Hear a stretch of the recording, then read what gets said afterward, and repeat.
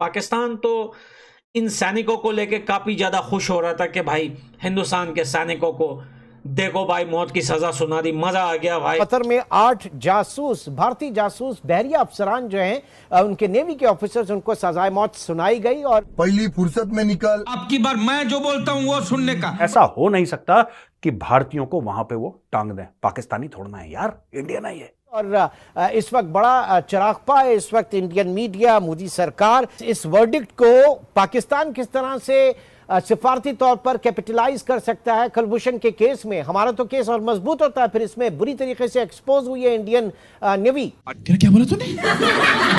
पहले ही आपको ये पेशगोई कर रहा हूँ कि ये जो केस है ये खत्म हो जाएगा और जो इंडिया के 8 ऑफिसर्स हैं वो वापस चले जाएंगे अपनी कंट्री के अंदर।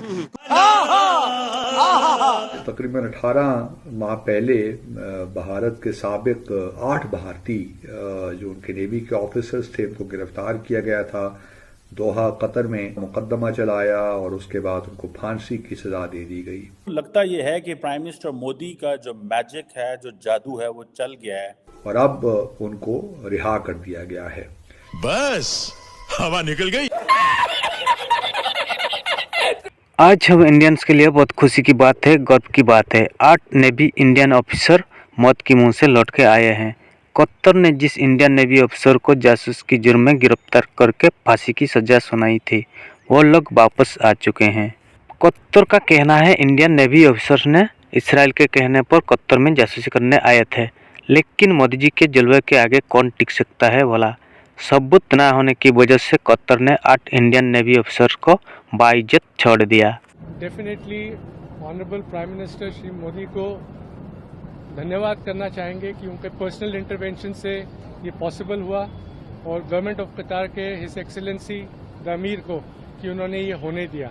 Without the intervention of prime minister Modi it won't be, आज हम आपके सामने खड़े नहीं हो रहे होते अगर इंटरवेंशन नहीं होता at that level, highest level. And specially government of India, उनके अथक प्रयास से कि वो कंसिस्टेंटली लगे रहे and we are there in front of.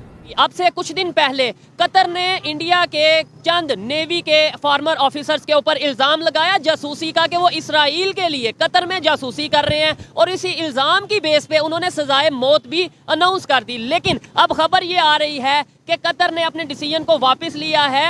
जो सैनिकों को उन्होंने पकड़ा है वो सब झूठ था। कोई प्रूफ, कोई सबूत, कुछ भी उन्होंने हिंदुस्तान को नहीं दिया। हिंदुस्तान की सरकार ने बार बार उनसे सबूत मांगा, लेकिन जब उन्होंने मौत की सजा सुनाई तो खेल ही खत्म हो गया। फिर वहां सबूत मांगना, देना या पूछना, वो सवाल ही नहीं पैदा होता था। लेकिन अमीर ऑफ कतर से बात कर रहे हैं मोदी जी, इनके बीच में बातचीत चल रही है, क्या हो रहा है, अच्छा कैसे, क्या है।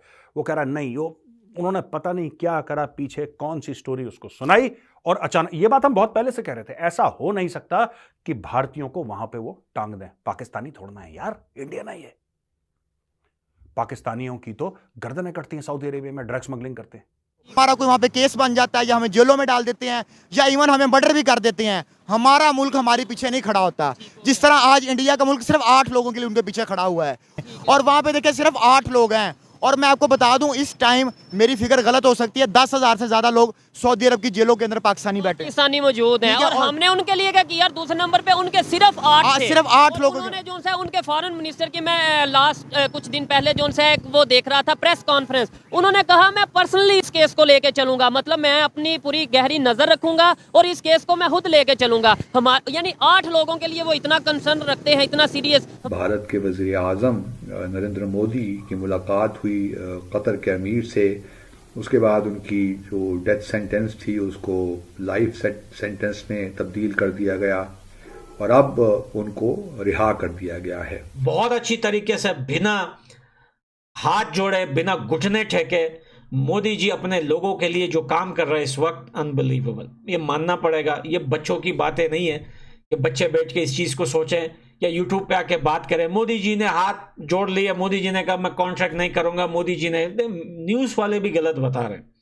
दरअसल मसला यहाँ पे बहुत बड़े लेवल पे है और मैं सलूट करता हूं नरेंद्र मोदी जी को, उनके इस दिमाग को कि वो दुनिया के साथ बिजनेस लेवल से जिस तरीके से वो आगे बढ़ रहे हैं ना, हिंदुस्तान बहुत आगे जाएगा। और जिस तरीके से वो बाकी देशों के साथ रिलेशनशिप बिजनेस को लेकर बना रहे हैं, दुनिया को अब नीड है हिंदुस्तान की। दुनिया को जरूरत है हिंदुस्तान की। तो लव यू दोस्तों, अगर मेरी बातें आप लोगों के समझ में आ गई हो तो कमेंट सेक्शन में जरूर बताना। मैं मिलता हूं अगली वीडियो में, बाय बाय।